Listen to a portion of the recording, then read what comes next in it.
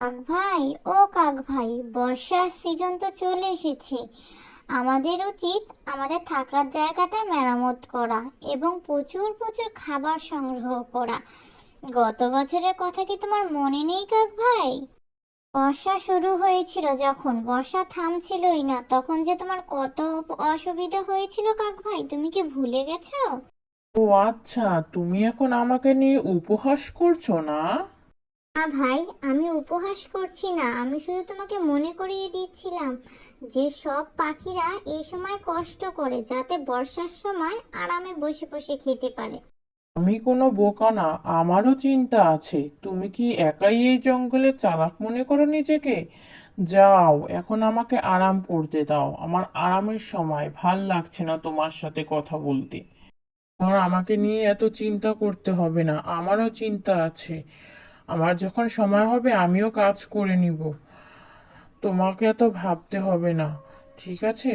তুমি এখন যাও। আর বর্ষার এখনো অনেকটা সময় বাকি আছে, বুঝতে পেরেছো তুমি? আমি ঠিক করে নিব। ভাই, তুমি এত রাগ করছো কেন? আমি তো তোমার ভালোর জন্যই বললাম। আচ্ছা, যেটা তোমার ভালো মনে হয়।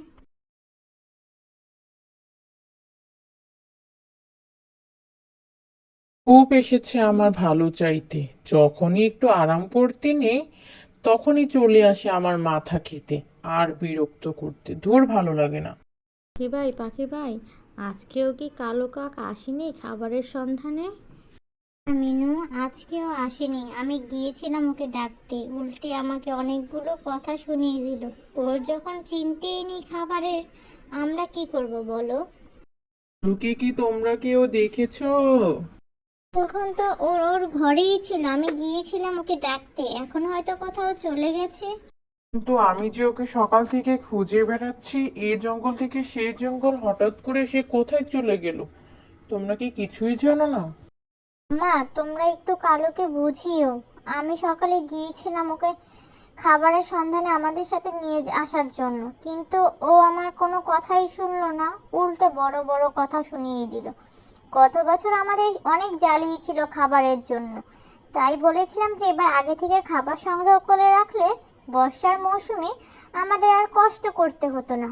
সব পাখিরাই তো খাবার সংগ্রহ করে মজুত করে, যাতে বর্ষার সিজনে তাদের খাবারের কষ্ট না করতে হয় এবং বাসা মেরামত করে রাখা যেত, সুন্দরভাবে বর্ষার মৌসুমে থাকতে পারে।